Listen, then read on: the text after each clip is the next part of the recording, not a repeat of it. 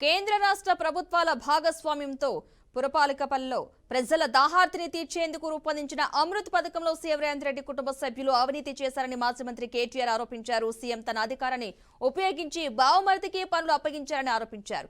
CM Revanth Reddy బావమరిది కంపెనీకి 1,137 కోట్ల పనులు అప్పగించారని విమర్శించారు. 2 కోట్ల లాభం ఉన్న కంపెనీ 1000 కోట్ల విలువైన పనులు చేస్తోందా అని ప్రశ్నించారు. అమృత్ పథకంలో జరిగిన టెండర్ల వివరాలను ప్రభుత్వం బయటపెట్టడం లేదన్నారు.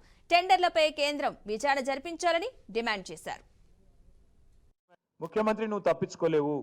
చట్టం చాలా చాలా క్లియర్ గా ఉంది. ఒక ముఖ్యమంత్రి తన పదవిని అడ్డం పెట్టుకొని తన కుటుంబ సభ్యులకు ఏదైనా మేలు చేస్తే, ప్రజల సొమ్మును దారాదత్తం చేస్తే తప్పించుకోలేవు అనేది 1988 మీ రాజీవ్ గాంధీ తెచ్చిన prevention of corruption act section 11(7)(13). They are very clear.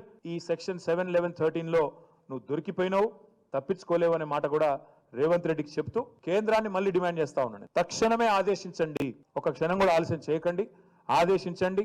ప్రజల అనుమానాలు ఎందుకు, అసలు నేను తెప్పించి చూసిన ఈ సూదిని సృజన్ రెడ్డి ఎవరు, ఆయన కంపెనీ ఏంది, వివరాలన్నీ తీసుకున్నా. పోయిన సంవత్సరం, అంతకుముందు సంవత్సరం 2 కోట్ల లాభం ఉన్న కంపెనీ. 2 కోట్ల లాభం ఉన్న కంపెనీ 1000 కోట్ల పనులు చేస్తుందట. అదే IHP లాంటి పబ్లిక్ లిస్టెడ్ కంపెనీ మాత్రం 200 కోట్ల పని చేస్తుందట. ఇది నమ్మొచ్చా? ఇది నమ్మశక్యంగా ఉందా? ఇది ముఖ్యమంత్రి ప్రమేయం లేకుండా, ముఖ్యమంత్రి ఆర్మ్ ట్విస్టింగ్ లేకుండా, ముఖ్యమంత్రి ఒత్తిడి లేకుండా, బెదిరింపు లేకుండా జరిగే పనేనా? ఇంతకంటే ఓపెన్ అండ్ షట్ కేసు ఉంటుందా? ఆలోచించాలని చెప్పి నేను కోరుతా ఉన్నా. తప్పకుండా ఈ విషయంలో నిగ్గు తేల్చాల్సిందిగా మళ్ళొకసారి కేంద్ర ప్రభుత్వాన్ని డిమాండ్ చేస్తాం. వాళ్ళకి ఇష్టమున్న సంస్థతో చేసుకోమను, ప్రజల పైసలు కాపాడమను. ఆ CBI చేస్తుందా, CVC చేస్తుందా, ED చేస్తుందా, లేకపోతే కేంద్ర పట్టణాభివృద్ధి శాఖ చేస్తుందా? వాళ్ళ ఇష్టం, వాళ్ళ విచక్షణ. విచారణ జరుపుతారా లేదా అనేది మా ప్రశ్న. వాళ్ళకు ఇంట్రెస్ట్ ఉందా లేదా ప్రజాధనాన్ని కాపాడాలనేది లేదా అనేది వాళ్ళకున్న ప్రశ్న. రేవంత్ రెడ్డి కూడా చెప్పాలా సమాధానం.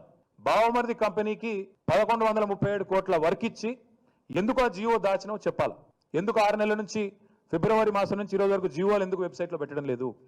నిజంగా దాచాల్సిందేమీ లేకపోతే, దాచేదేమీ లేకపోతే 2 కోట్ల కంపెనీకి 1000 కోట్ల వర్క్ ఇచ్చి, 2 కోట్ల లాభం ఉన్న కంపెనీకి 1000 కోట్ల వర్క్ ఇచ్చి, 1137 కోట్ల వర్క్ ఇచ్చి ఎందుకు ఇవాళ దొంగకు తేలిగుట్టినట్టు ఈ వ్యవహారం చేస్తున్నాడు రేవంత్ రెడ్డి కూడా సమాధానం చెప్పాలి.